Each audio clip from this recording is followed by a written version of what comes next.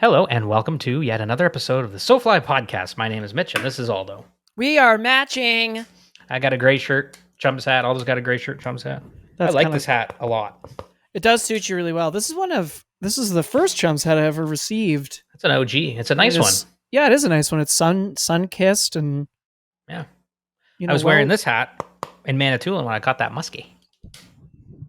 You gotta put memories into hats. It's important. I know this hat's one's fucking been everywhere, man. You've worn that everywhere. This hat's been everywhere, man. This hat's everywhere, man. On that chapeau, I guess that's hat in French. We got another episode for you here today. It's a fun one. We're talking to Tom from the Atlantic Salmon Federation. Tom Cheney, fantastic fellow. We talked to Tom about Atlantic salmon and, of course, his involvement with the ASF, what it's like working with a not-for-profit in the fishing space. What he gets to do, which is a very cool job, is be creative, making films basically to raise awareness of the problems facing Atlantic salmon. So it's a very cool job. It was a very cool chat. Yes. Tom fishes some really cool spots. Yes. Lives at a beautiful part of Canada. Yes. So that's coming right up. But before we get into that, do we have any news? We're coming to the end of the summer. We maybe don't have any imminent news, but well, you know what?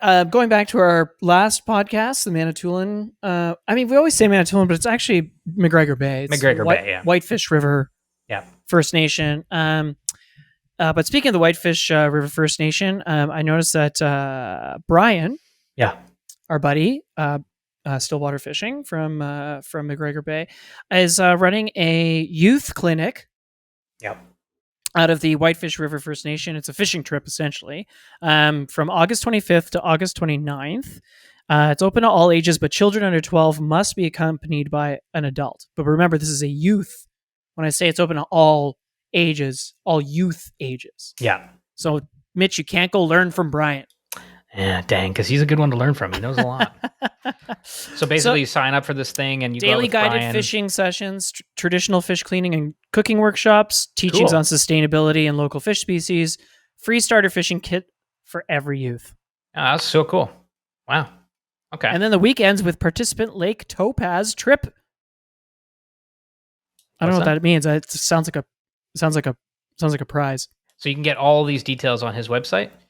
Yes, but it is open to the Whitefish River First Nation only, members only. So just kind of hoping that if you listen to our podcast last week and maybe all of a sudden you're listening to our podcast now, here's some Brian Still news, and you're in part of Brian Still's community. That's pretty neat. Brian's a cool dude. Go hang out with him on the boat all day. Very much so. Yeah, but he's not doing it alone. He's doing it with Aaron Recollet or Recollet. Sorry if I'm going to butcher that.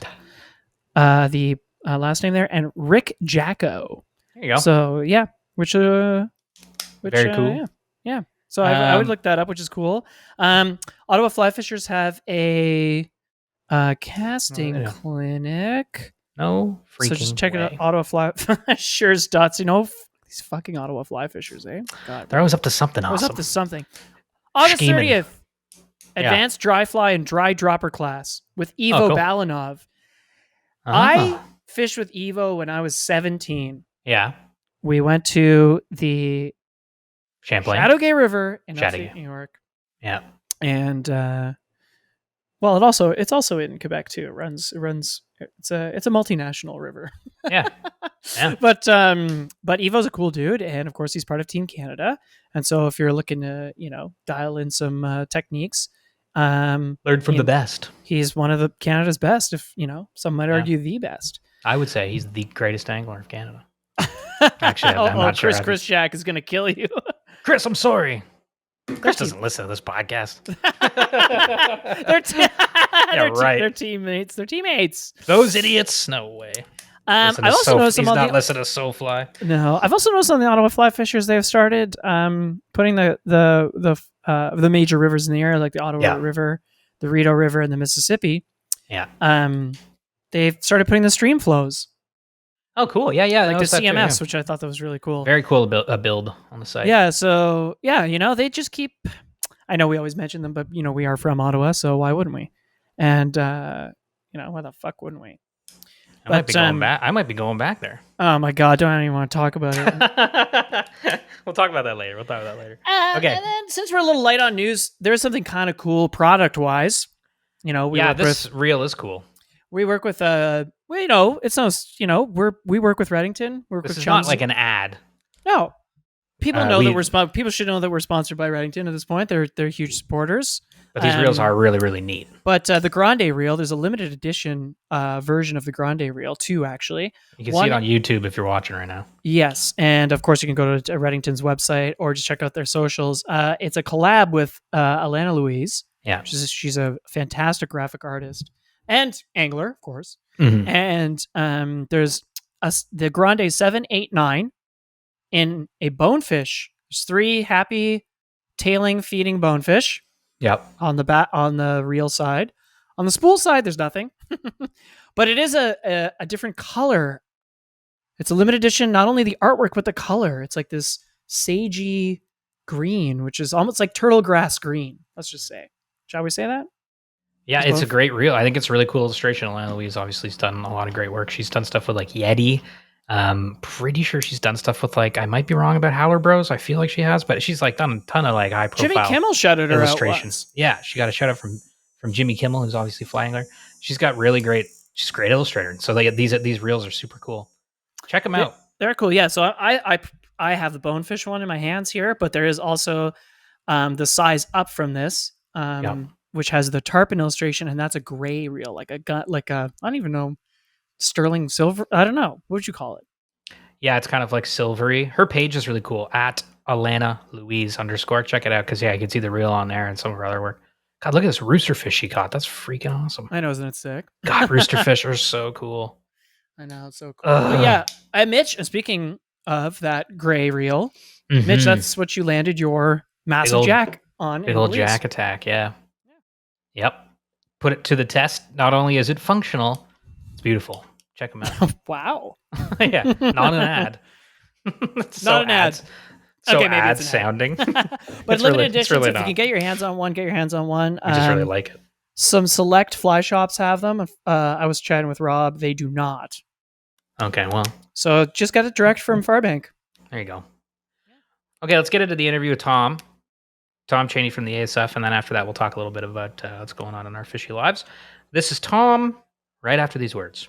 Director of Marketing for the Atlantic Salmon Federation, and someone whose roots run deep in New Brunswick's salmon fishing tradition, 6 generations deep to be exact. He grew up exploring the headwaters of the Miramichi River, way up in the Alder Grounds where the water is barely more than a stream. He learned to cast on hand-me-down rods, including a first-generation Daiwa graphite rod and a vintage Hardy Jet fiberglass, rods he still owns today. Fishing was just something his family always did, and those early days on the river built a lifetime of memories. But it wasn't until his late 20s, while living in Toronto and finishing graduate studies, that he truly discovered fly fishing, the intricacies, the techniques, the obsession. That journey eventually led him away from academia and into conservation, first as a freelance writer and photographer, and ultimately to his role at ASF. He hooked into his first salmon just weeks after losing his father, a powerful, bittersweet moment that he says changed him forever. He can't remember his first fish on the fly, though it was probably a chub or a perch from some backwoods stream, but he does remember his first Atlantic salmon like it was yesterday, and definitely want to talk about that today. And hopefully he'll never forget his first time on SoFly, which is today. Tom, welcome to the show. Cheers, guys. Thanks so much for having me. I'm stoked to be here. Yeah, super excited to chat. Very Very cool. My eyeballs peaked because don't you have a Hardy Jet fiberglass, Mitch? I do. Is that right? I do. Yeah, an old Hardy fiberglass rod that I like using for dry fly fishing. It's a great rod. I love it. They're phenomenal. Yeah. It lays a dry fly down like nothing else. It's beautiful. It's fun to fish those old rods, like there's something to them. There's a lot of character there. Hand-me-downs from whomst? From my grandparents. Very cool too. They built a camp way up on the headwaters of the Miramichi in the early 1960s, back when the river was just absolutely full of fish, and they'd live up there in the summer for weeks at a time. That's amazing. And just fish. Yeah. It's even cooler when you can get, your rods from, people from your family that come before you that have fished them and have stories in them and stuff like that. It's awesome. A whole lot of salmon were hooked on those rods, I can tell you that. That's so awesome, man. Okay, well, we're gonna get all into it. I mean, maybe we just start with that. Like, we go back to the start of when you got into fishing, and we talk a little bit about what those early days on the Miramichi were like for you, and if you have any stories from your grandparents. Um, I didn't fish a whole lot with my grandparents, so I don't have a ton of stories to tell. I can tell you the story of the first salmon I caught. Yeah, that'd be awesome. Yeah, Um, was it on the Miramichi? it was on the Miramichi, yeah, way up in the headwaters, and I was it was an August day and getting hotter, not too bad, and just working the pools with my grandfather, and we were just about to give up, and there was this just beautiful, promising pool. A little cold water brook comes in, and I'm casting out and swinging the fly, and geez, this feisty grilse comes tight to my line. I had no idea what to expect. I'd never experienced anything like that before. And I play it and it runs, and my grandfather nets it for me. And he gives me a big slap on the back and he says, "Isn't that the most fun you've ever had with your pants on?" That's a great way to put it. Yeah, I feel like it's so funny. he was sitting on that line for a while. He's waiting. Prior to that moment though, you've been fly fishing. Like I guess like yeah. How did your foray into fly fishing begin? Yeah, that's a great question. It's funny because it's such a big part of my life now, fly fishing and time on the water. But as a kid, there were just rods kicking around, and we had this nice camp up on the headwaters of the Miramichi River, It's and awesome. you just kind of grabbed a rod and went out and fished. And I never thought really much about it. Sometimes, you go out and just fish for chub or perch or trout. When I got to be 10 or 11, I was invited to come and do a bit of casting for salmon. But, I never thought about fly selection or technique all that much. It was all very kind of organic. And it's something I do. I moved away from Fredericton to go to grad school and spent years living in Toronto. And over those years, I'd come back and spend a week, couple weeks, maybe a month back home. And I started to realize how meaningful that time on the water was to me. Hmm. Yeah.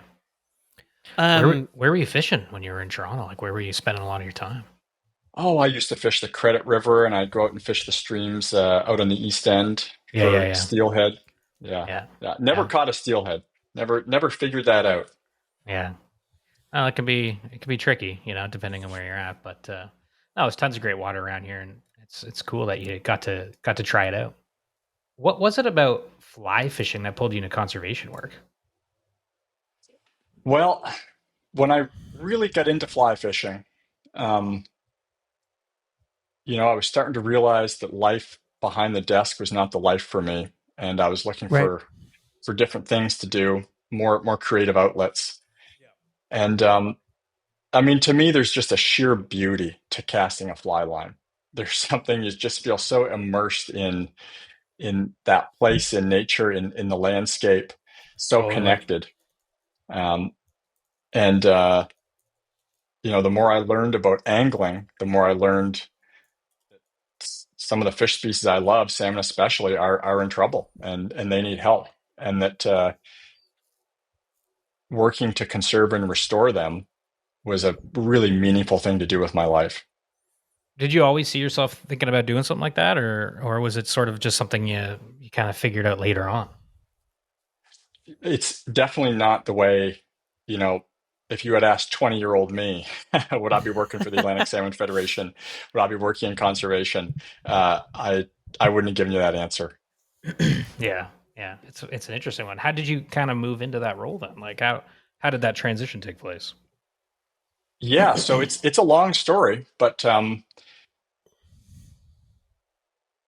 first step was to kind of branch out from academia and start doing freelance writing. And Okay.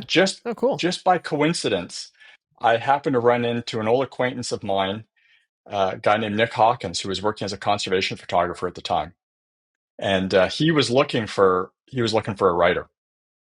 And we realized that we had both grown up on the Miramichi fishing for salmon, and so we fished together a little bit, and we hatched some ideas for stories.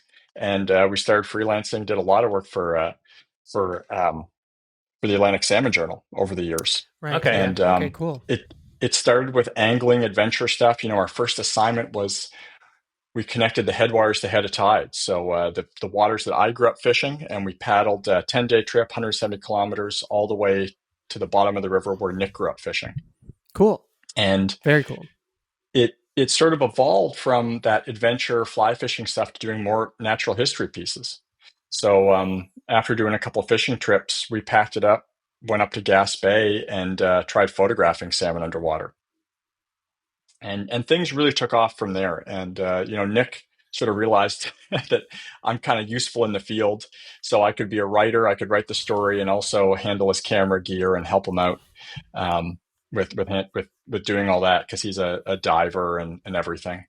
So it takes more than one set of hands sometimes. And through that relationship, through all the salmon work we did, I made some really good connections with the Atlantic Salmon Federation. Right. And so when a spot came up, I jumped on it. Oh, that's great. And how long ago was that? That was in early 2021, so over 4 years ago now. Oh, wow. That's awesome. That's great. Well, we kind of started at the beginning of your life too, but maybe for folks that don't know, what is the ASF and what do they Yeah, do? Just yeah, great question. start basic here, because Mitch and I Start at the bottom. are obviously aware, but maybe some people listening aren't. Absolutely, yeah. So the Atlantic Salmon Federation actually just celebrated its 75th anniversary. Congratulations. It was, thank you. It was founded in 1948, and we're a binational organization. We actually have boards in the U.S. and Canada. And since 1948, our mandate has been to conserve and restore populations of wild Atlantic salmon. So today we have a full-time staff of almost 50 people, spread all the way from Maine to Quebec to Newfoundland and Labrador. We run on-the-ground conservation programs, things like taking out dams to improve fish passage, doing habitat restoration work. We advocate for wild Atlantic salmon. We get involved in fisheries management and advocacy to government. And we also have a world-class science department. We do tracking, acoustic tracking, satellite tracking, all kinds of things to understand how salmon move and how they use the ocean environment. That's so wild. Yeah, it's really awesome. That's crazy. 50 people, full-time staff, 75 years. Wow. I know, 1948. Wow. That's a long pretty time. cool. Yeah, And where do you call isn't that home? wild? Where are you headquartered? Well, headquartered. Where do you live? In a non-invasive way. Not your address, but like. I'm tuning in from Fredericton, New Brunswick. Oh, amazing. Okay, great. Yeah, right in the center of New Brunswick, and not too far from the Miramichi River, where I grew up fishing. I actually have a salmon river in my backyard. It's called the Nashwauk River. It's a tributary of the St. John, now known as the Woolastook River. Very cool. So you're just you're located strategically for your role, let's say. Yeah. It's pretty good. Yeah. Yeah. Can scoot out to Nova Scotia, get up to the Gas Bay, all that good stuff. It's fantastic. Yeah, everything's well within a day's drive. There's lots of fishing opportunities. That's cool. That's awesome. So, as director of marketing, what is kind of your role at the ASF? Like, what are you doing day to day, kind of stuff? Well, I wear a few hats for sure. As director of marketing, our brand is kind of my mandate. So everything from our logo to how we appear to the outside world, and our relationships with other brands. Hook A in particular recently, but would love to talk about that if we have time. Yeah, definitely. And then the other part of my portfolio is we do a lot of media projects. We found that video projects are a fantastic way to reach audiences, to get our messaging across. So we do video projects in-house. We do short docs. We just released one called Rock Plastic Salmon. Did a tour in Newfoundland, and it's online now. It's exposing plastic garbage left by the aquaculture industry in South Newfoundland. We're really happy with that one, and we're working on bigger projects all the time, trying to get a salmon documentary on Netflix, and constantly in conversation with documentary producers. It's a pretty exciting space to be in. Yeah, dude, that's so cool. Like getting to create films around these issues, and it sounds like there's a lot of issues. I didn't even think about the plastic waste from the fish farms, but oh my god, I'm like, of course, there's so many things that you can be that you have to talk about and create stuff around. Yeah, That's well, wild. the plastic waste one it's an interesting approach to reaching our conservation goals, because fish farms, sea cage aquaculture is a huge threat to wild salmon for a whole number of reasons. And the truth is, not everyone is going to have a relationship with wild salmon or care about wild salmon, and that's fine. Not everybody does, but everybody cares about plastic in the ocean. Yeah, totally. Yeah. Yeah. So we're getting a lot of people on board with these advocacy projects to show, not just that sea cage farming is awful for wild salmon, but it's just kind of a gross industry in general. Should more people care about salmon? I mean, it's kind of a stupid question, I guess, but obviously they I should. No, I think it's a fantastic question, and it opens all kinds of cans of worms. The big one for me is that people don't have to fish for salmon to have a relationship with wild salmon. Yeah. And we see this on the West Coast. I lived on the West Coast for a year, and you go to those streams that the Pacific salmon come back to when they're coming back on their spawning run, and people come from all over just to see these fish, just to see the spectacle of fish coming back to these rivers, and they understand the concept of nutrients that come back from that super rich marine environment and feed the bears and feed the trees, that cycle. And we don't realize that wild Atlantic salmon are also part of that cycle, and we can appreciate them as cornerstone species in these beautiful ecosystems we have on our coast. I'll give you a great example. We're working hard to improve passage for wild salmon in Maine. That state has been dammed up. Fish passage is a huge problem for wild salmon there.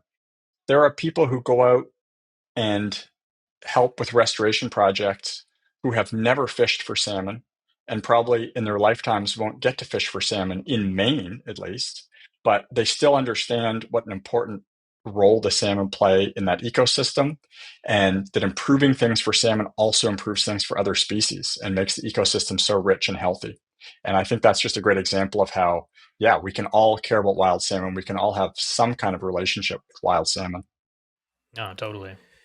It's Yeah. wild too, like growing up and seeing salmon come in your rivers, like say someone in Maine, and then all of a sudden they start to become less. So you got to realize that's probably a bad thing. You know what I mean? Like, Yeah. And I mean, it's a huge success story in Maine. We have opened up, we as in ASF and our partners, I should say, we don't do anything without the help of partners. Hundreds of miles of stream habitat, rivers that for decades had no salmon coming back to them are, they are starting to come back. Flourishing is maybe too strong a word for the salmon population, but shad, sea lamprey, sturgeon are all coming back. When you give them access to the sea, those migratory species will do their thing. It's incredible to see.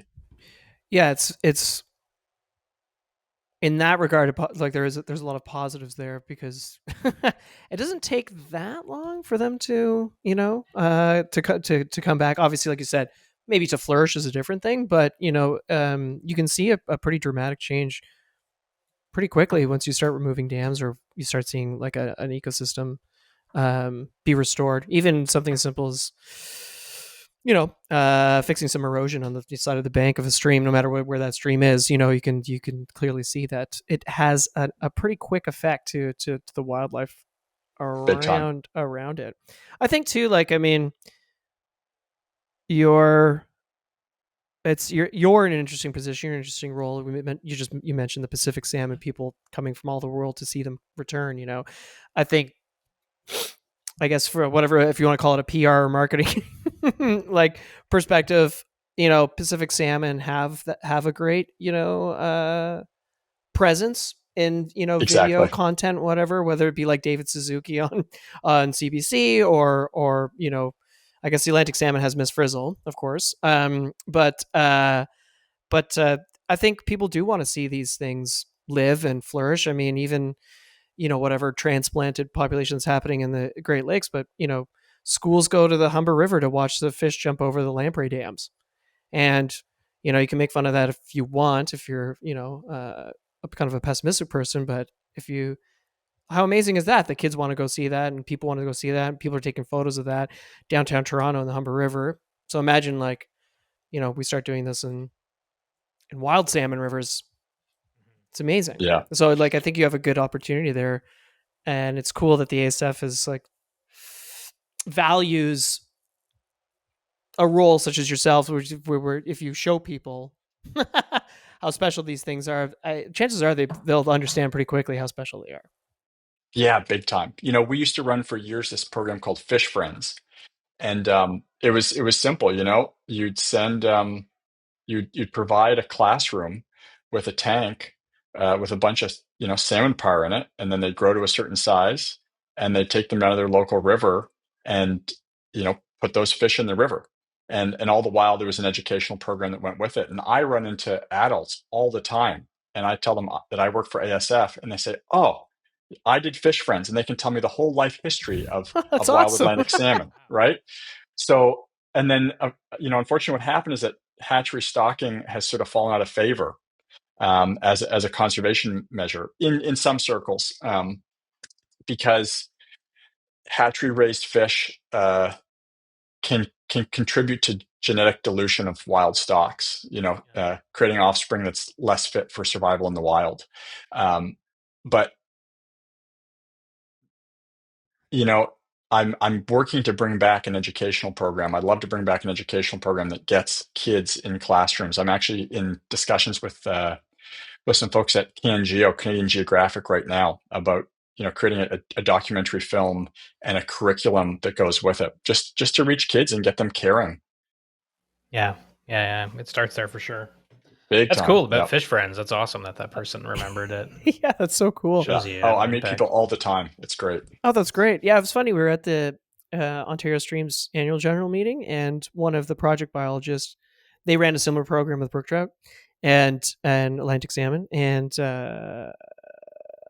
yeah, one of the project biologists was one of those kids who like had a fish in their classroom and got really excited, and I ended up, who knows if we'll make it a full career, but at least in the short term, was interested enough to go to school for it, and now works at Ontario Streams. That's I don't know rad. if they had this where you were growing up. Like, although we were both from Ottawa, you might have had it. I don't know if you had it there, Tom. But I remember when we were kids, we'd go and like with our schools and paint fish in front of the storm drains. Oh yes, As like a constant reminder. Remember those? I haven't seen those in years. What happened to that? That was an awesome reminder that hey, don't dump chlorine down here. Like, remember it goes into a creek or something. Stuff like that's so great. I've got vivid memories of putting the template on the concrete and then getting to use the can of spray paint. I thought that was the best. Yeah. Yeah, when we were kids, we're just like, well, whatever. I just want to spray paint stuff. But maybe that's why I went away. Yeah, but it sticks. Yeah, maybe, but it does stick with you. I mean, I think Totally those grassroots things are great. Yeah. But I think it's cool. Like obviously you mentioned Hook A, they do a lot of of salmon content and whatnot, and friends in like Sweden, Scandinavia, or whatever, they're putting up a lot of really cool content out too, and I don't know, it's an interesting way to like spread the message, especially the message, and advocate for the fish, and then it gets people, at least piques their interest, and then from there people might go fishing, and then if they go fishing and like it, and maybe they'll want to protect it. That's always kind of been our exactly. anyway. And salmon fishing is so much about the adventure. It's as much about the adventure as it is catching fish. And I think that that's very marketable. Salmon live in beautiful places, and even just getting there is beautiful and totally incredible. And I think Fred at Hook A and their whole brand is built around that in part. And it's getting a lot of people out in the outdoors, which is just phenomenal. Yeah, for sure. Yeah. Can we talk a little bit about just like state of the salmon right now? Because I feel like a lot of people listening might have this. I mean, we all hear about Atlantic salmon, or sometimes we hear about like, oh, it's so bad for steelhead out west, and like these general problems. But a lot of people don't really know what that means. Like what generally is up against the salmon? What are like kind of the catch-all problems facing them that you Yeah. guys are working on? Um, the tough answer is that just about everything is working against them. We're talking about a migratory species. They travel 2,000 kilometers from the streams in which they were born all the way to the west coast of Greenland to feed and grow large. And basically, they encounter threats every step of the way. So, the quick rundown is that dams, as we mentioned, and also deforestation have a huge impact on water temperature and water quality in streams. Salmon are a cold water species; they need cold, clean water. You take trees off the landscape, you're having hot, dirty water come into those streams. Um, that's amplified by climate change. These hot, dry summers we're having, salmon just can't breathe in that water. Then they get out into the marine environment, and we're having changes in the Gulf of St. Lawrence that we don't even understand yet that are affecting the distribution and the availability of prey for salmon, and they're not using that marine environment the same way anymore. So ASF is struggling to understand exactly what's going on there and what we can do to help. But for now, there's some big question marks. We do know that when salmon leave fresh water and go to salt water, when they leave the Gulf of St. Lawrence quickly, their survival goes down. If the Gulf of St. Lawrence doesn't warm up as fast any given year, then they stay there longer and their survival seems to be better. Interesting. But then they leave the Gulf of St. Lawrence, they go out through the Strait of Belle Isle, and they're over to Greenland. And there was a big mixed stock commercial fishery for salmon in Greenland. So salmon from rivers all across North America congregate in those rich waters to feed. And so you had a commercial fishery that was pulling fish out, some coming from very healthy rivers that can withstand some harvest, other fish coming from rivers that really can't withstand that harvest. So ASF and our partners at the North Atlantic Salmon Fund, we have been working closely for years now, working on agreements with the fishers in Greenland to curtail that fishery, working to provide them other means of subsistence and retraining in other fisheries. And we have reduced the take in Greenland substantially, and you can see that in years when that agreement is in place, the number of salmon returning to rivers in North America tends to increase. A pretty direct correlation. Yeah. And then, the other big threat is open net pen aquaculture. So this is all over the East Coast now. These are basically feedlots filled with salmon that are being grown out for market, and tons of feed is being dumped into these feedlots. Yeah. Wild salmon from nearby rivers are curious about the fish. They're interested in the feed. They come close, and they just get infected with sea lice, with other diseases, and it can be fatal for smolt that are migrating from freshwater to saltwater.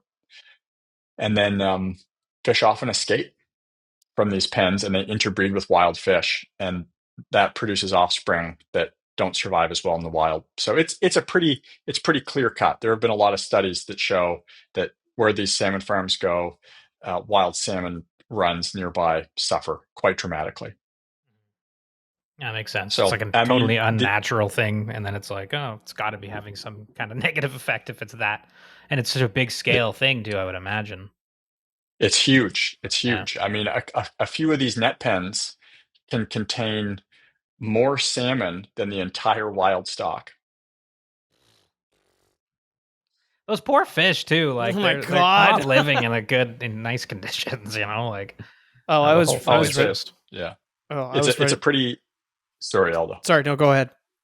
It's a pretty hideous animal welfare issue. I mean, I could show you pictures of salmon in those cages that they're missing their jaws, all their fins are gone. They just look like zombies. It's gross stuff. It's so whack, man. So whack. Yeah, it's I mean, you're wearing a Patagonia sweater, watching it artificial was enough to you know send me into a deep cycle of depression. It's it's sad. It's sad what those poor fish go through, and then obviously the effect it has on the wild fish too. Um, It Yeah, and yeah, it's grim. And to get back to your question about what's the state of wild Atlantic salmon, you know 2003 and 2004 were some of the lowest returns on record. So it can be tough not to be pessimistic, but ASF is doing everything we can. Rivers in Labrador, some of them had record runs last year. Um, and there's lots of cause for optimism. We know that freshwater habitat restoration works. So we have to have this long-term vision of creating that habitat for salmon, of providing them with the cold, clean water that they need. We're doing everything we can to stop aquaculture expansion. That has real measurable effects for salmon. Absolutely, yeah. yeah, Yeah, no, those are great battles because they're tangible, like there's I think like you say, just about everything's up against the salmon on a global scale. It's a global fish. Things like climate change are pretty hard to address from, from the ASF standpoint. It's like these are huge issues. But when you're doing things like, yeah, shore development and reforesting areas and going up against that's great. dam removals and whatnot. Yeah. We've got a program called Wild Salmon Watersheds, and basically it focuses on areas where salmon runs are healthy, where they have that cold, clean water, where there's a relatively intact landscape.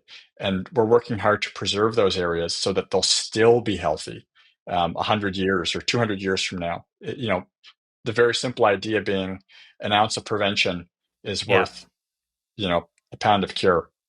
Yeah. No, that's awesome. Prevention is a huge one. And I think there is an opportunity too to I mean, look at that rallying cry behind Bristol Bay. Whether that's going to last, whether that's going to survive a Trump administration, I don't know. But I will probably never go to Bristol Bay in my lifetime. Probably, maybe, but probably not. But I mean, and most people that follow that cause also are in the same boat as me.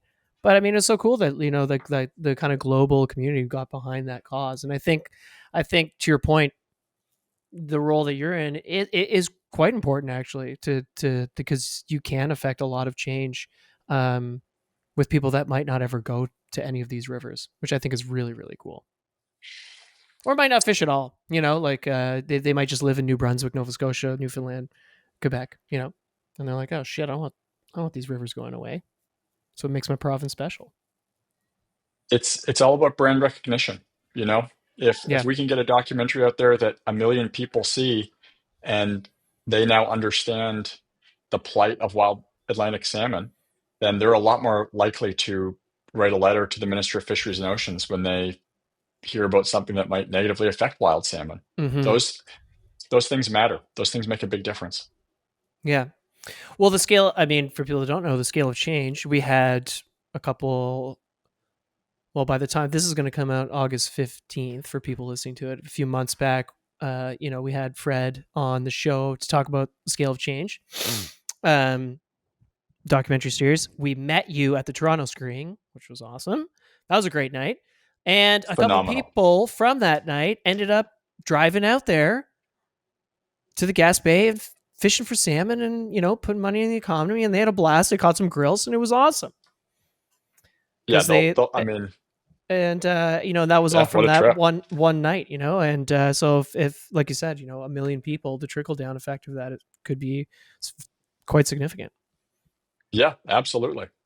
Some people will learn about wild salmon and sign a letter or send an email on a hot button issue, but some people will do a whole lot more. It's been incredible to be up in Gas Bay the last couple of years, and I've always fished New Brunswick. I fished Gas Bay for the first time last year, to be honest with you. Mm. The number of people, young people, out fishing is just incredible, and it's growing. They're selling more rod days every year. So Yeah, it's there's a pretty huge cool. community of people who care about wild salmon. Yeah. Yeah, no, it's great. Are there any kind of recent things, like any recent wins for the ASF? Like, are there any hot sort of items you guys are working on right now? Things that you're excited about? Well, right now we're working on a big campaign. I mentioned our rock plastic salmon documentary. Hmm. Please check it out, rockplasticsalmon.com. Um, We'll pop that in the show notes. Sweet. Yeah, thank you. Very, very proud to have produced that documentary. The same filmmakers as Artificial, by the way, Oh, Josh and Oh, Emily cool. Murphy. Yeah, a real treat to work with them. And the release of the film is coinciding with an environmental impact statement comment period on a massive aquaculture expansion in South Newfoundland. So, we're in a full court press right now to get the word out there, to get people to submit public comments. We'll probably know the results by the time this podcast comes out. But let me just say that it's an absolutely winnable fight. We have an amazing team working on this right now. You know, just getting to every single angle, getting the word out there, getting people involved, and we're bringing national media attention to this issue. And if we can get enough comments, it will very likely sway the decision of the fisheries minister, so we could stop this expansion. It's a huge win for wild salmon. Yeah, that's wild. So when is the expansion set to take place again? I It'll happen over a series of years, Okay. probably starting later this year if it's approved, but don't quote me on that. That's I won't crazy, quote man. you, but what I will do right now on July 3rd is I did see those posts for about rock plastic salmon. I'm gonna put the link to the petition on our Instagram. Yes, Awesome. absolutely. Yeah, Boom, please do. right now. Thank you. Yeah, I did see that yesterday. I did sign it, which is cool. But if other people want to do it, that'd be awesome. And Every letter yeah, matters. that's great. There are a lot of pens there, man, on Newfoundland. Like, Oh just looking boy. at that map, it's like, or planned pens, like in your interactive map on the site. Like, just looking at it, it's pretty wild. It's it's pretty it's just it's pretty unbelievable. Um and the sheer amount of garbage that this industry is leaving in these, bays that 10, 15 years ago were pristine. And we've got evidence of cages just being dumped, just left to rot in the marine Yeah. environment. It's pretty nasty. Yeah. Oh man, do you ever go fishing and not think about conservation, or is this totally like, if you go salmon fishing, you're just like, stressed the whole You're time, just just like, thinking.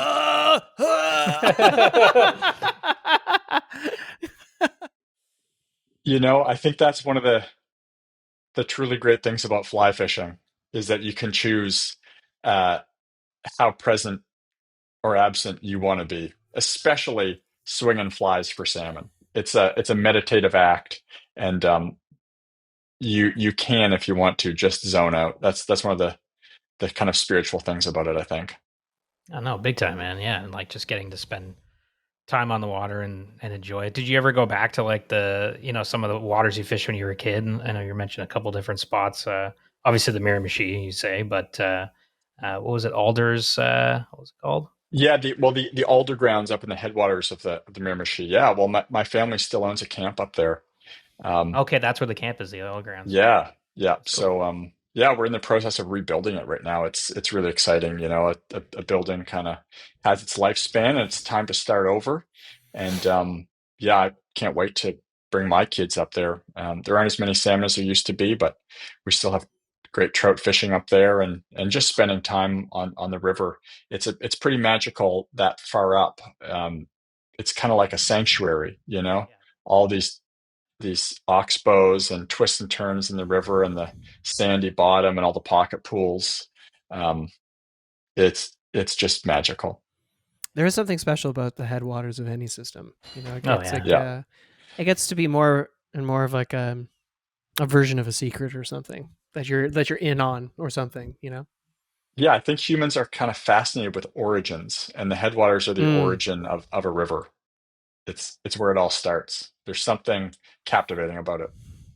Oh, big time, yeah. Especially up there, man, where it's like the headwaters of a mighty salmon river. I mean, it's pretty cool. I'm jealous you got to grow up in that kind of place with generations of anglers around you. What a cool like way to grow up. Well, come on out anytime and I'll take you fishing up there. It's Oh beautiful. man, that'd be awesome. I've always wanted to fish the Miramichi. It's one of those rivers I heard about since I was like a kid. It's like an Yeah, iconic Canadian river. yeah, same. It is. It was, at one point, one of the largest producers of wild salmon in the entire world, and probably the largest in North America. In the world at one point. That's wild. Yeah. Man, that's so cool. Yeah, I And then always hear we about the Miramichi and the Matapedia growing up. Those were the two rivers I always. yeah. The lore of those two rivers were were deep. I wonder if growing up in Ottawa, in a weird way, exposed us more to that. I don't know. I knew a lot of people that went salmon fishing. I don't know that many. Well, It pre was a talk of SoFly, the town. pre SoFly, I didn't know that many. Like in Toronto anyway. I knew everybody fished around here, and maybe they'd go to Florida. And I knew way more people in Ottawa that would drive to the Gaspé or the Miramichi to fish for salmon. There is a truly incredible amount of salmon water out here, and it's Mm-hmm. all. I mean, I shouldn't say it's all, but it's more accessible than people realize. You guys have driven to the Gas Bay a couple of times. I grew up fishing public water on the Miramichi, Yeah. and that's all I fish. You know, you can go to the Bonaventure and buy a day pass for the CRD sector, and it's it's very doable. There's this idea that salmon fishing is exclusive and it's only for rich white guys, but it's salmon are for everybody. You have to be willing to do a little bit of work, but there's a lot of water. There's water in Nova Scotia. There's lots of water in New Brunswick. The Quebec system is just fantastic. Sometimes you need a guide. Sometimes you can get away without one. Half the battle is just figuring out what the regulations are, which can seem daunting. But I mean, anybody can do it. Yeah. I think, yeah, especially after doing it, going to the Gaspé, and then specifically after going to the Marguerite the first time, I was like, oh, I mean, anybody can do this. I was like, I don't know why Isn't the Margarita everybody. cool river? Oh my god, so cool! And just Cape Breton in general, and Yeah, and then in the fall the North Shore River is open, and I was like, if I don't understand why every human being in Nova Scotia isn't salmon fishing. yeah. I'm like, this is the coolest thing ever. They're dumping bass into these rivers. I'm like, what are you doing? I'm like, you got you got one of the coolest fish ever in those rivers. Um, yeah, it's cool. That's a really good point about accessibility. I think, you know, again, going back to those Ottawa days, I think it did present that way. Like it was something that Yeah. politicians, lawyers, doctors did because they went to like the Grand Cascapedia and spent all this money. And then so when Rob here Drift was like, "Hey, do you want to drive to the Bonaventure with me?" And I was like, "I don't think I can afford that." And he's like, "I promise you can." And I was bartending at the time, and I was like, "Oh, really?" And broke it down with me. It's not it's not just a tank of gas you're spending the money on, but like it is actually quite accessible, for people who love to fish. You don't have to And go to like a $30,000 like no, trip with God, some no, and lodge. you could camp and fish public water, and you're laughing, man. Like it's and you're on and then we're like, and I'm looking at the Bonaventure for a river I've looked at photos of for since I was a kid, and you're like, wow, it's like one of the most beautiful rivers ever. Yeah. Yeah, it's cool. Accessibility is a good I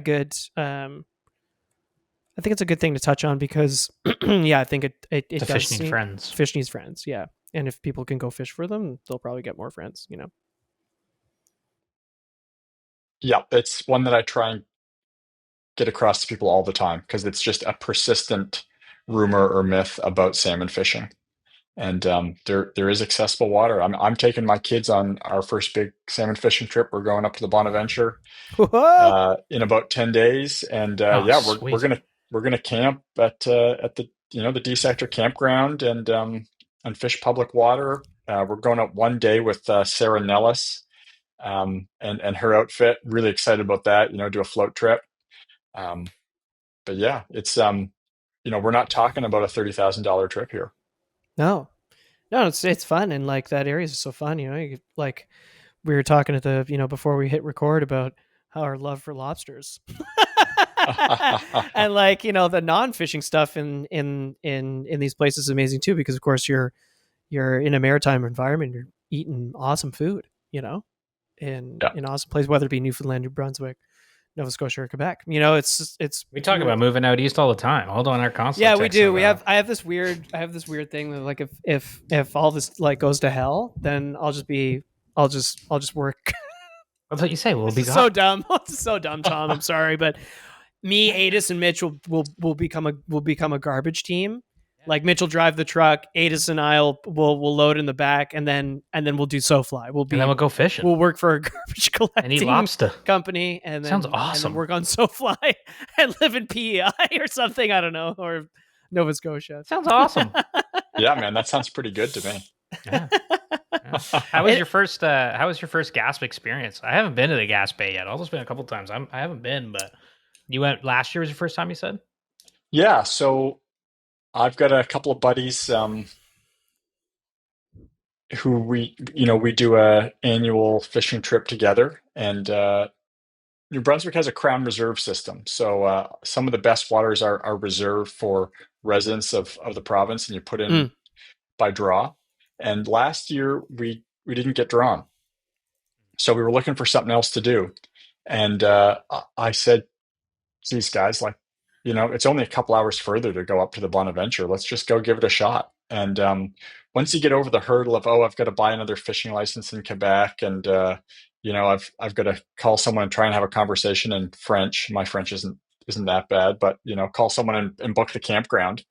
Then it's really no problem at all. We went up for 3 nights, spent 2 full days on the water, and man, just seeing new water is so much fun. Like, you fish a river your whole life. Been fishing the Miramichi since I was 10 years old, and just to see a different river, it's just incredible.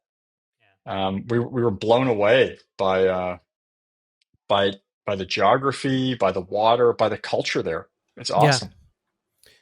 I think too, there's something fun about going to the Bonaventure and taking the guesswork out of finding fish, because you're like, oh, there they are. You're like, I know I'm not fishing over empty pools because the water's so clear, right? Yeah. Yeah. And they have the periscopes, Mitch. They've got the look-at-twos, and you're just like, Yeah, it's like the coolest thing ever. The Petite Cascapedia, I really enjoyed that river too. That was really, really cool. That's a cool place. And like you said, that's one of the we fished public water the whole time. The Petite is one of those hidden gems. It's like the one people talk about in hushed tones, because the Grand Cascapedia gets all the attention, and the Bonaventure. But of course, yeah, the Petite is a beautiful river. I got a chance to fish that with Fred Campbell last year. We floated it. So fun. And so same, fun. very clear water. You're going to see fish. It's pretty cool. It's pretty cool. Yeah. We had a really good, and we didn't see a whole lot of people. I'll be perfectly honest with you. We were there in the first week of September, but still figured like that would be a pretty busy time still. But we didn't. It was great. We had water to ourselves. It was awesome. Yeah, accessibility is definitely a big thing about it. What's like the perfect day on the water of salmon fishing for you, Tom? What do you love about it? Oh, I love being up early. So okay. Okay. Right on. I just love the long days early in the season. Those late June days when the sun barely goes down. Being up first thing, and it's funny, you asked me in the lead up to this what my favorite river snack is, and I said I'm a big hard-boiled egg guy. Walking down to the river with a couple hard-boiled eggs. I love it. And yeah, just maybe making a cup of coffee like on the riverbank. And I don't know, like, I guess I'm getting old, because I don't need to be the first one through the pool. I don't need to sleep in my car, so I'm the first to hit the water. I just kind of like to be there. And fishing's such a social thing. Like, I do enjoy some time alone on the water, but just being out with friends and being on the river, like, it's the little things like the cup of coffee and the hard-boiled eggs that just make it. I feel you, brother. Maybe feel with that ya. combo, you'll always be the first through the pool. I'm just going to put that out there, but it's like a defense mechanism. Yeah. I I love do that. like hard-boiled eggs too. Yeah, I think that was cool. But you touched on something that's really interesting. I think in many ways, salmon fishing is social. At least where I've been lucky enough to do it. Like, there's benches and fire pits at all the pools, and everyone's doing the rotation. So you do hang out with people. Of course, if people don't want to hang out, that's totally fine. But like more often than not, when we were in Nova Scotia, people were like, come have a beer. Like we've got snacks. There's a fire going. People are making coffee. Like it's, same thing on the Bonaventure. Some guy was like, come try this wine. I was like, okay, done. and it was really fun. I think that's a really fun aspect of salmon fishing as well, because, and obviously everyone busts out the fly boxes and everyone's like, oh, ooh, ah, ee, ah, ooh, ooh. And it's just like, it is a very social thing. So of course it doesn't have to be, you can keep to yourself, when you're in the run, depending on how long the run is, you're kind of by yourself for quite some time, swinging and taking steps down. Like you could be in there for an hour and a half, 2 hours, like contemplating yourself before you get back to, the fire or whatever. So, it is cool. Well, the reality is more often than not, nobody's catching anything. Right. So you immediately have something in common with the other people you meet on the river. Right. Yeah, totally. Yeah, that's a good point. Even the best of days, salmon are hard to catch. Yeah. Even with perfectly healthy runs, there's a lot of fishless days, Yeah. and you have to really enjoy all those other things about it. And I think that's salmon fishing perfected, when you can go out and just enjoy the time on the water and not really care about if you hook up or not. Yeah. I think you kind of have to. It's almost like steelheading in a way. I was literally just going to say swinging like for steelhead is the swinging same for thing. steelhead's the same thing. Like it's cold. You better like doing it with the people you're doing it with, because you're going to be hanging out a lot, and having snacks. We've realized, I think Mitch, you said it like a couple years ago. You're like, snacks are the key. To steelheading? Yeah, like bringing like not just like a granola bar. Like let's bring some stuff we act, some donuts and grill up some hot dogs. Yeah, Exactly. you gotta have some good food steelhead fishing if you're swinging, and you got bad runs, because it's like you're not catching anything this season. So enjoy the hot dogs. And now I'm thinking I'm gonna add hard-boiled eggs to it. I'm thinking that's a great idea. Do you see yourself staying with the ASF for a while? I mean, it's a weird question to ask. You're like, no, I'm gonna quit. No, but I mean, like, would this classify as almost like a dream job for you? Yeah, big time. To me, it's the it's such an exciting time to be in conservation and to be at ASF. I mean, we have never been in better shape financially. Great. There's never been more enthusiasm for conservation work and support from our donors and directors. And so, I'm an angler and a conservationist, but I'm also creative. And so, having that creative capacity and someone to fund me to do this work, and work that I find really meaningful, it is like a dream come true. And I think there's many years ahead of doing work that I'm really proud of, and also work that makes a difference. Yeah, no, it's great. It's an awesome job, man. Yeah, making films and helping fish. It's wicked. That is cool to hear about Maine. Yes, Maine's very interesting. Like that's really cool hearing about the winds in Maine, and it is nice too when you do all this work and you do make a change, and it does have like a pretty quick correlative effect. You're like, oh, we fixed the stream bank, we removed this dam, we whatever, and it's like, oh, and the runs were better. Or, we have these agreements in place with Greenland, the runs got better. Oh, we changed to barbless catch release only, the runs are better. It's like, it's great when you get that positive reinforcement. That's that's the whole point of scale of change. Those things do make a difference. Every fish you handle properly and put back, that's the difference between the fish spawning and not spawning. Every little dam you take out, on a stream that's only a couple of feet wide, that's more cold water, that's more habitat. It all makes a difference. Yeah. Yeah. It's awesome. Okay, Mitch's Fishies 5. Yeah, I think so. I'm scanning all of our questions here. I think we got through mostly all Yeah, we of it. covered pretty much everything. Yeah, this is a section of the Showtime where we ask 5 more questions to you, but we ask every guest these same 5 questions, so it's sort of like a reoccurring thing we got going on. Mitch's Fishies 5. I'm gonna ask you them now. The first question is, what is your favorite fish and why? All right, Perch. I just love perch. Great. That'd be a great answer. Be a great answer. I'm going to surprise you and tell you that my favorite fish is brook trout. Okay. I absolutely love fishing for brook trout, and there's something characteristically different about them than salmon, and there's a certain primordial innocence and purity to brook trout. You know, salmon are this cosmopolitan species that go out into the big world and they make this incredible migration to Greenland and they come back, you know, strong and muscular and shining. But little trout in streams, you know, that's Eastern North America's native fish. And I think they're just spectacularly beautiful. And I would catch brook trout all day. I love them to death. Oh yeah, I'm with you.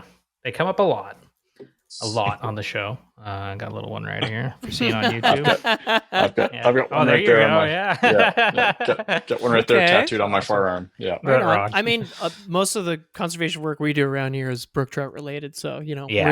we all love that friggin' Yeah. fish, you know. Yeah. Yeah. Okay, number 2 is if you could fish anywhere in the world right now, assuming it'd be the best fishing of your life, where would you go and why would you go there? Well, I got to tell you, last year there was a lot of talk about Angava, way up in northern Quebec, and I saw some pictures of some pretty incredible salmon hooked up there, and it sounds like those rivers are having some strong and healthy salmon runs. And I'm also just completely enchanted with the kind of northern subarctic landscape and the sheer sense of space. So I might go to the Leaf River or the George River. Yeah. Yeah, that would be pretty epic. I think that's the first time that's come up on the show. Those would be amazing spots. Oh man, Agava would be amazing. Yeah. Like that north, for a fish like that. That's Yeah. unreal. Man. And staying within the country, that's pretty cool. Yeah. That's cool. It's always a cool thing. Right? Yeah. Mm-hmm. Okay, number 3 is what is your best or favorite fishing memories? One of your best fishing memories of all time. And man. do we lead the question? Or the answer, I mean? You know, my kids are at the age now when they're really learning to cast. And these days, I'll be honest with you, I spend a lot more time guiding than I do fishing. And the kids they just want to get out there and they that's awesome. love it.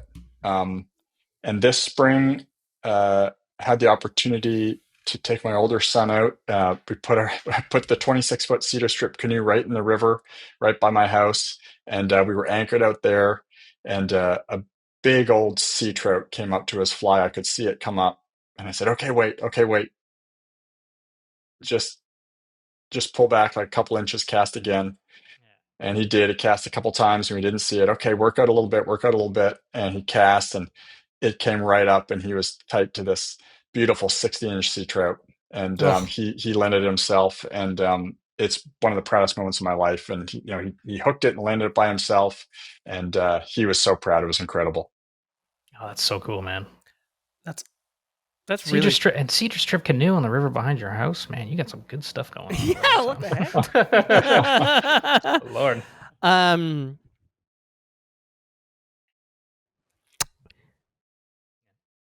guess we already talked about your first Atlantic salmon. Yeah.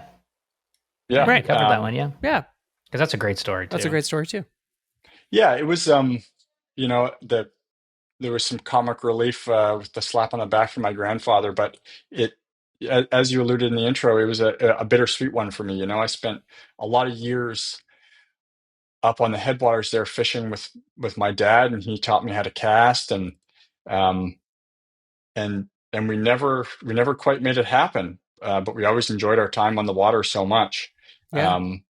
And I'm not a religious or spiritual person, but to have that experience, uh, shortly after losing him was it continues to be very meaningful for me.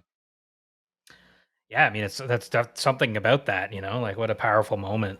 Um, it's crazy, man. Yeah, that'd be wild. So much time Yeah, spent together, yeah. trying to make that It's happen, and then, you know, having it happen in his absence. Of course, that's quite meaningful. Because he's yeah. still there There, with all the times you spent trying to fish with him, and him teaching you, and now you teaching your kids. It's the whole thing. it is a whole thing, and I think rivers and salmon rivers are they're the repositories of meaning. They're where we connect with our memories, our past, our present, our future, and the things that are most meaningful to us. And it's not hard to find a fly fisher who will tell you that there's something spiritual about something deeply meaningful and deeply human about the activity. And I think that's part of it. These places, uh, they're places where we store the meaningful things in our lives. Yeah. Well, that's a good lead into the next question, which is why do you fly fish? Why do you keep going back out there? Man, that's a very, very big question. But I think I did touch on it. Um, I wrote my dissertation on, in large part, what it means to be human and how complicated it is to be human. That we're at once outside of nature, um, but also deeply bound by nature, and that's what makes human being in the world so complex and so beautiful. And I think in in the modern world, in mass society, there are so many non-human elements that confront us every day, and we've ceased to have a meaningful relationship with the natural world. Nature has ceased to occupy a place of importance in human affairs, and that is so much to our loss, as humans. And so, to me, fly fishing is that way to be immersed in nature and connect with that part of our being, that's deeply embedded in nature and natural processes and is wild. And I think that we're so much more human because of it. Oh, that's a great answer. Fantastic answer. I'm It liking definitely this. does, yeah, connect you more to that. I mean, that's what I get out of it too. I feel you. You get to these places where you feel like more connected and we grow an appreciation affiliation for these things that a lot of people don't even give two thoughts about when they probably should. Like start to notice how important steelhead in the Humber River is, or Atlantic salmon in our rivers. Like you're like, oh yeah, that is important because of yeah. It's good to have that It's connection. it's fish, it's the places, it's all the little things. I feel so sorry for the people who don't get to have that experience. Hmm. Even just wet wading in a stream in summer, and you hear the bird song and you see the minnows dancing around at your feet, and maybe a little tiny brook trout tugs on your line. It's just, nature is just completely electrifying. It's just, life is everywhere, and it's complex and it's beautiful, and it adds so much to our lives to have a direct immersive experience of that. Yeah, I love it. It's where we store our meaning. That's gonna stick with me. Yeah, yeah, it's nice quotes. Some good quotes in there. We're Some gonna good pull quotes out that and we're gonna, use yeah. as post Good copy. quotes, Tom. You are a Sweet. writer. But it's true. There is something about a salmon river. I know we have one more question left, but there is. I don't know what it is. There's something powerful about being around the salmon river. Like, I mean, when we were hanging out with Kate and Scott, on the Marguerite, and going to the Marguerite Salmon Museum, and just seeing how much care, there's like, this sounds condescending, but it's not. Like, there's the little old lady that's taking care of the Marguerite Salmon Museum. She's dedicated her life, doesn't really fish, loves that river, loves the fish. It's power. It's that whole community is powerful. We went to the the indigenous like salmon, I don't know, a festival, like where they commemorate the return of the Yeah, salmon, and you see the yeah, not just the indigenous people community, but the entire community on the Marguerite Yeah, they gathering. go for- to that, ceremony, and it's Yeah. a place where you see people. The conservation officers are there, and everyone's just like high fiving, hugging, and eating some barbecue, and then of course there's the ceremony, and just talking about their love for the river and that fish. It's a really, yeah, they're meaningful places. It's not to Yeah. say a Oh, bass and pond isn't, yeah. but there's something about that those rivers that Well, it's true. I Totally. mean, like I put a lot of meaning to that bass pond that Mitch and I go to on his birthday every Me year. too. I love that place. But and that stores meaning for us. But yeah, there's just something about Very celebrated. migratory. There's something special about the mystery of a migratory species that adds a certain level to those places that really binds people together. I find. I think, people don't realize the extent to which wild salmon are part of the social, cultural, economic, and even spiritual fabric of of communities and of course, First Nations above all. They were here before any of us, and salmon were sustaining those communities since time immemorial. Yeah. But yeah, go to a river like the Margaree today. I mean, the Margaree is so cool because there's just such rich history, and there's a very democratic sense on Yeah. the Margaree. Mm. It's pretty wonderful. But yeah, it's all very meaningful. Yeah. Love it. Okay, number 5 is what fly pattern best represents you and why? If you were a fly, what would you be? Oh man. It's not your favorite fly. Well, maybe it's your favorite fly, but Could be your favorite fly. but it's if you, Tom, if you were a fly.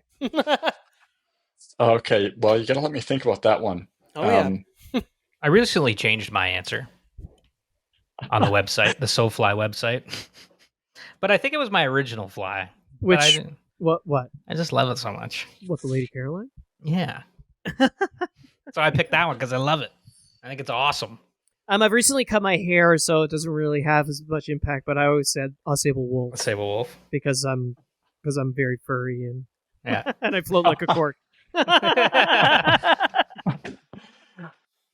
Well, first I'll make an admission, because salmon flies are such a thing and such a part of salmon fishing culture, and much is made of fly selection, and I've got a box full of flies, and I would say about 99% of the time, I tie on a green machine, and I've yet to see any. I've yet to hear a convincing argument to do otherwise, or Yeah. that fly works. It works no matter where I fish, and it doesn't seem to work any better or worse than any other fly. So maybe that's the fly I'd be, a basic old green machine with a little bit of crystal flash and some white hackle and I a love white it. tail.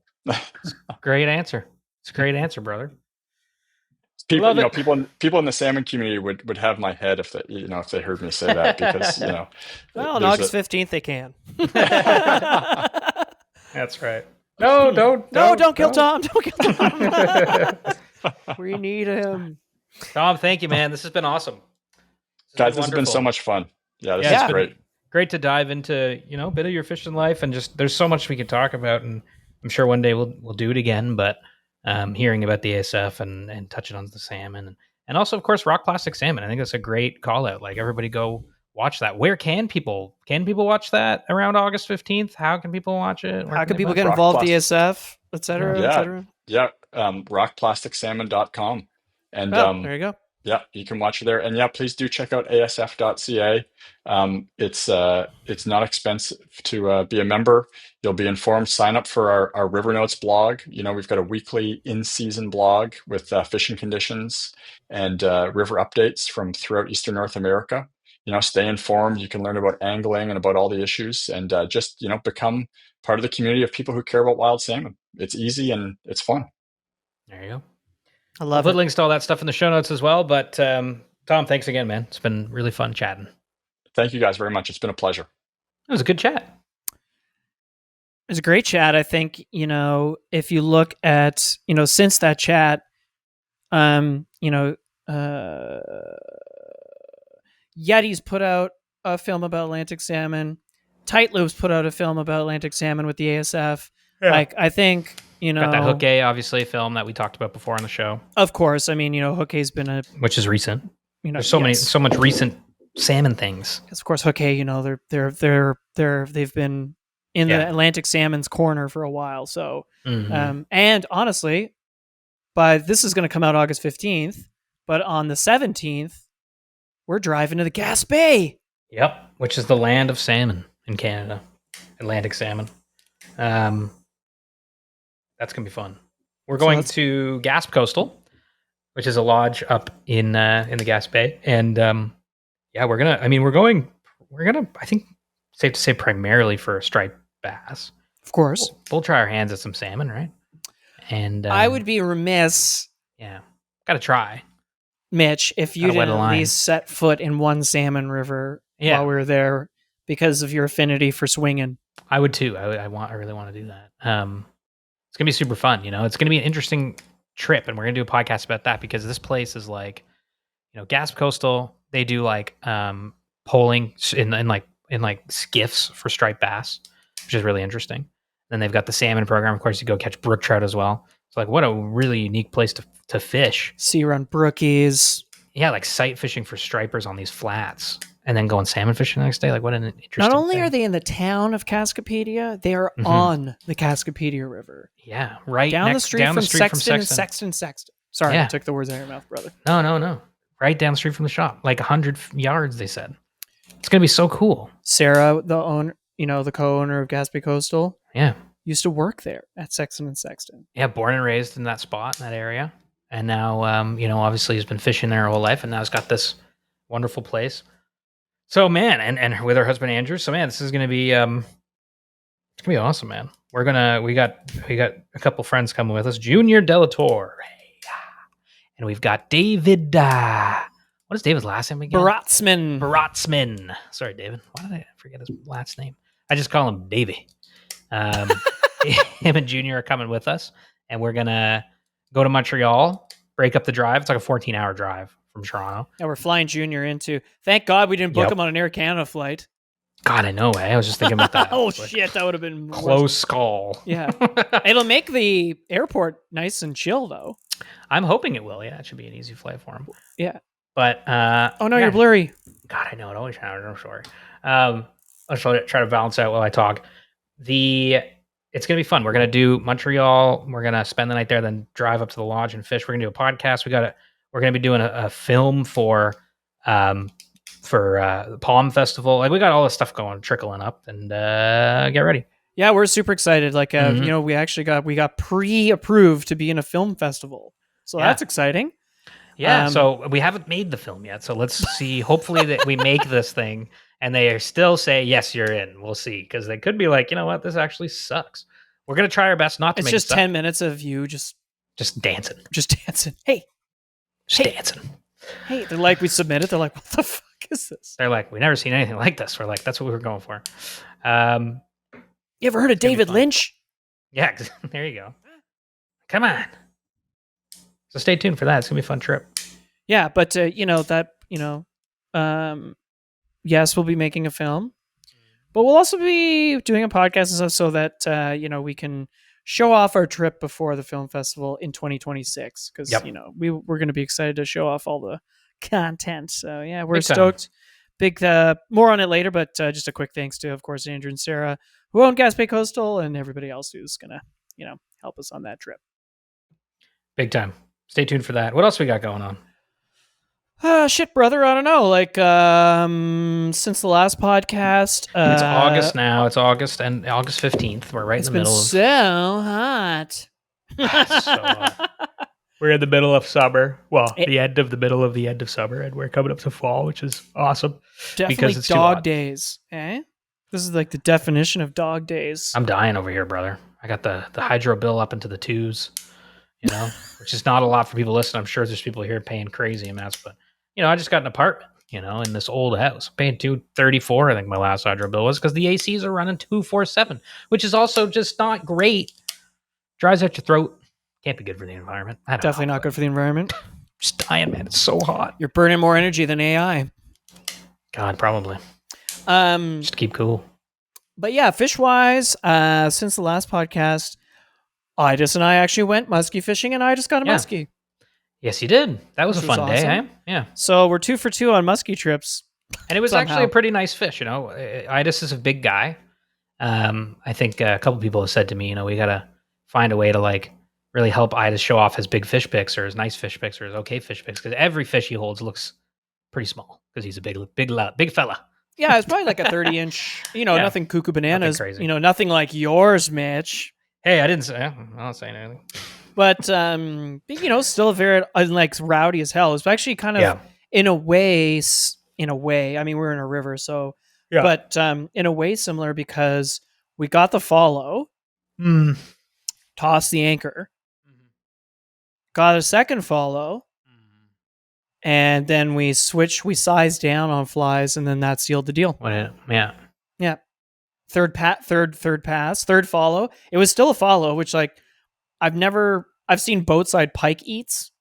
I've never seen a boat side muskie eat in this thing, which was just like, following his fly like a submarine. And I was like, you know what? I am going to eat that. Really? Boom. Wow. No way. And it was just like, and it just went, it was berserk after that. So it was slow and decided and then hit. Wow, it's crazy. Yeah. Because, usually pike, you're just kind of like, well, of course you could have a similar thing happen with pike. Like we've had many of those, but you also have those moments where they just like appear as like a missile and just smoke it.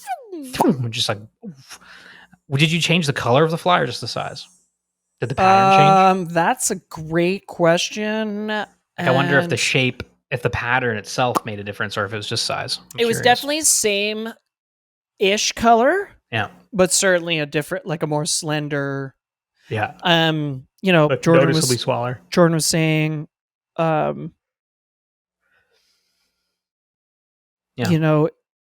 these giant muskie flies, of course, catch muskie. But if the food source isn't giant, why would you use giant flies? You have to, at the end of the day, match the hatch. Obviously, there are attractor patterns in any style of fly fishing. A big fish will take a big fly. A big fish will take a big fly, but muskie tend to eat stuff that mimics what is there. That makes sense. If there aren't these giant fucking bait fish, then why would they? I have to imagine. Yeah, I'm sure they eat big. There are, this river is a multi-species river, so I'm sure they eat big stuff eventually. But they also eat small stuff, so why not? Because there are more small. It's not Georgian Bay where there are many big things. Yeah, there's a plenty of big things. I think it makes sense. You guys had a follow or two on a big fly. Well, try something else. So in your case, it was something smaller and it worked. Never know. It's like could be the opposite too. Maybe it follows a small fly and you put a big one on them. I was like, oh my god, 2 muskie outings, two muskie. I was like, phew. Yeah, it's awesome. And then after that, it's just like I couldn't. I mean, I know it rained yesterday, August 12th, but I don't remember the last time it rained. I mean, obviously the whole province is on fire, literally. So it's like pretty. Whole country, man. The whole country is on fire. So it's just like, fuck, dude. I know we haven't really had rain this summer very much. You're right. No, actually, my parents have like this pond they made on their like land or whatever. Okay. It's like kind of a shitty pond. I'm not gonna lie, like because they can't dig too deep because there's rock. Anyway, the thing's dry as a friggin' dirt bowl right now. There's no water in it. There's just a little fountain in the middle. It's completely deserted. I'm like, what happened to all the frogs and stuff? Where'd they go, bruh? Those poor frogs. So that's a sign right there of drought. Your parents' pond. Yeah, no, it's been wildly dry. The old dirt bowl. I mean, it's a shared story between a lot of people across the country, across the U.S., across the world. Well, we got some rain today, so. Yeah, and the weekend's supposed to be a bit rainy. That's good. Which is good. And, I was looking at temps for where we're going next week, and we're going to be in the low 20s, which is going to feel like I got to winter at this jacket. point. Yeah. It's true though, man. It's like, can you imagine when it's like 8 degrees here in November? It's gonna be crazy. Well, but still, it's gonna be great. Yeah. It's gonna be a great time. We'll Stay tuned. crack some beers, eh? Yeah, we'll have a couple of Muskokes. Yeah. I got Tread lights. I picked up a couple of Muskoka seltzers for the Ooh. trip. Smashing Basil. Because you and I are on that seltzer train hardcore. Oh, yeah. Yeah, I like the seltzers lately. They're nice. The Muskoka seltzers are very nice. Remember the Blue Raz? That was a wild, wild ride. I'll never forget. That was a wild ride. It's just like blue. You turn around and you're like, is my tongue blue? And it's just like a Smurf in your mouth. Like, yeah. Good Lord. But I will say it was awesome. of the other ones though. Yeah. I think I'm digging mango and dragon fruit. Very tasty. I was drinking raspberry is pretty fucking McGregor good. Bay. Very good. Cherry and lime was also pretty good. Actually, they're all good. Pretty crushable. Crush yourself a seltzer, Muskoka seltzer, and thanks for listening to this episode. Another episode from the Soulfly crew of 2, me and Aldino. That's it for me, Mitch. Aldo? What the fuck is going on here? Yes, thank you everybody for listening, and thanks, Tom. Thanks, Tom. That's great. Catch you on the flippity. Floppity. Take care. Come here.